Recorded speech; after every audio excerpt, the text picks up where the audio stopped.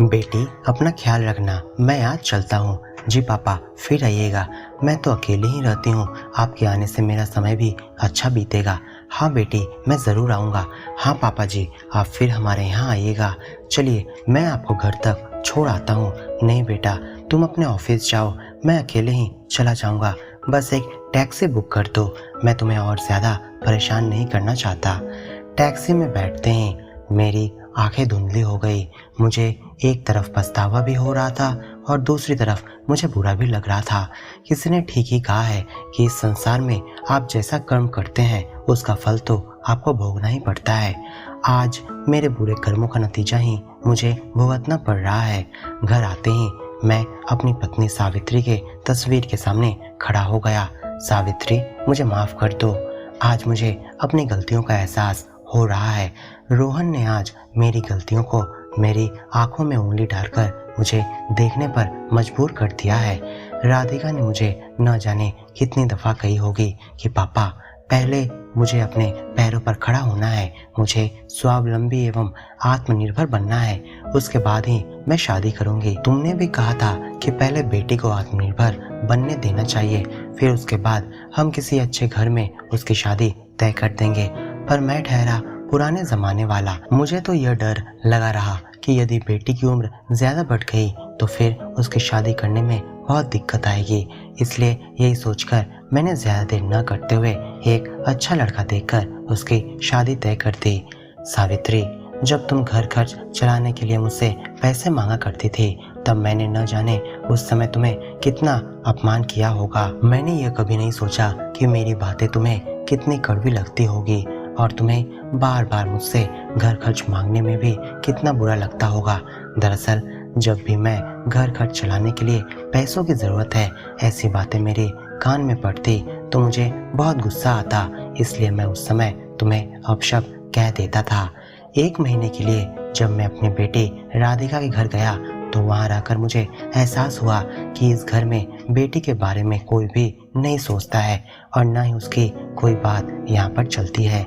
दिन भर काम करने के बाद उसे पूछने तक कोई नहीं आता कि उसने खाया भी है या नहीं। कोई भी चीज़ अगर उसकी पसंद की लेनी हो तो उसे पहले ससुराल वालों से इजाज़त लेनी पड़ती है। अगर कोई चीज़ वह अपनी पसंद से खरीद भी लेती है तो उसके लिए उसे ससुराल वालों को कारण बताना पड़ता है। कभी कभी उसके मांगने पर भी पैसे नहीं मिलते हैं तो वह हताश होकर रह जाती है। इस घर को चलाने के लिए उसने अपना सुख चैन एवं इच्छाओं को त्याग कर केवल ससुराल वालों के लिए ही सोचा है, पर यहाँ उसके लिए कोई भी सोचने वाला नहीं है। सावित्री, तुम भी तो इसी तरह घर गृहस्थी को चलाती थी, पर जो सम्मान तुम्हें इस घर में मिलना चाहिए था वो मैंने कभी नहीं दिया। कल रात जब मैं राधिका के कमरे में कुछ ज़रूरत के सामान लेने के लिए गया तो रोहन को कहते हुए सुना, तुम्हारे बाबूजी 1 महीने से यहाँ बैठकर सुबह शाम घी मक्खन खाए जा रहे हैं। मैंने क्या घर में कोई पैसों का पेड़ लगा रखा है जो उन्हें बैठाकर खिलाता रहूं? तुम्हारा कहने का मतलब क्या है रोहन? बाबूजी इतने दिनों के बाद अपनी बेटी के घर आए हैं तो क्या मैं उनकी खातिरदारी नहीं करूं? क्या उन्हें अच्छे पकवान बनाकर नहीं खिलाऊं?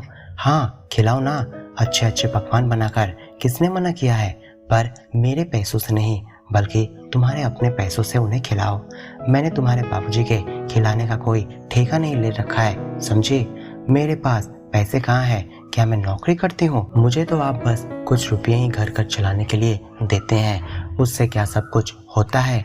बच्चों के पीछे भी कितने खर्च हैं, उसके ऊपर मुझे भी अपने ज़रूरत के सामान खरीदने होते हैं। आप तो मुझे कभी भी कुछ खरीद कर नहीं ला देते और जब मैं खरीदती हूँ तो आप 10 बातें मुझे ही सुनाने लगते हैं। मैं और क्या क्या बर्दाश्त करूँ?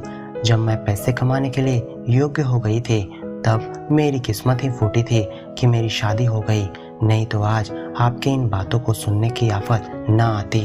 मैं केवल इस घर में अपने बेटे के भविष्य और बाबूजी की इज्जत के लिए ही रह रही हूँ।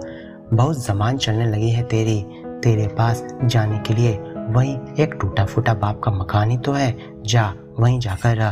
किसने मना किया है? रोहन की बात सुनकर मुझे लगा जैसे वो रोहन नहीं, वहाँ पर मैं ही खड़ा हूँ। मुझे सब कुछ एकाएक याद आ गया जब मैं तुमसे ऐसी बातें किया करता था सावित्री। जब तुम्हारे बाबूजी रहने के लिए आए थे तब उनके दिए हुए पैसों से ही मैंने उन्हें यहाँ रहने दिया था। उनके पैसों से ही घर खर्च चलाया था। जो अपमान और तिरस्कार मैंने तुम्हारे बाबूजी के साथ किया था, आज वही घूम फिर कर मेरे पास आया है। अपने कर्मों का फल तो सबको भुगतना ही पड़ता है सावित्री। इसलिए आज मैं अपनी बेटी के सामने आग तक नहीं मिला पाया और माफ़ी मांगने तुम्हारे तस्वीर के सामने चला आया। राधिका जब बाबूजी के घर साफ करने गई तो वहाँ उसे एक लिफाफे में कुछ पैसे और एक चिट्ठी मिला जिसमें लिखा था, बेटी मुझे माफ़ कर दे, मैंने तेरी बात न मानकर तुझे शादी के लिए जोर दिया। इतनी जल्दी मैंने तेरी शादी करके गलती कर दी। तेरी इच्छाओं को मैंने अपने हाथों से दमन किया है। मैंने तेरी माँ से जो अन्याय किया था वो मैंने तेरे साथ भी किया है। हो सके तो मुझे माफ़ कर देना। मुझे और अपने पास कभी मत बुलाना बेटी। यदि तेरा कभी मन करे तो मेरे पास चली आना।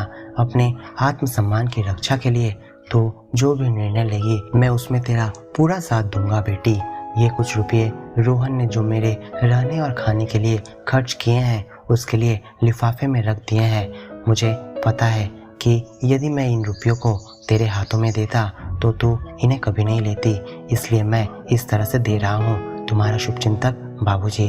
रोहन, यह लो तुम्हारे पैसे जो तुमने मेरे बाबूजी के खाने के लिए खर्च किए थे। कहकर राधिका उन पैसों को रोहन के मुंह पर दे मारी। रोहन, मैं यह घर छोड़कर अपने बेटे के साथ जा रही हूँ। तुम घर में एक पैसों का पेड़ लगाकर देखो कि उसमें पैसे उगते हैं या नहीं। मैं तलाक के पेपर्स भिजवा दूंगी और हाँ, चाहे कुछ भी हो जाए मैं यहाँ वापस कभी नहीं लौटूंगी। इतना कहकर राधिका अपने बेटे को लेकर घर से बाहर निकल गई। जिस घर में औरतों का सम्मान नहीं होता उस घर में वो कैसे रह सकती थी। तो दोस्तों, क्या आपकी कहानी अच्छी लगी है तो इस वीडियो को लाइक और अपने दोस्तों के साथ शेयर जरूर करें और ऐसे ही नई स्टोरी सुनने के लिए हमारे चैनल को सब्सक्राइब करना बिल्कुल ना भूलें। आपको कौन सी प्रकार की कहानी पसंद है हमें कमेंट में लिखकर ज़रूर बताएं।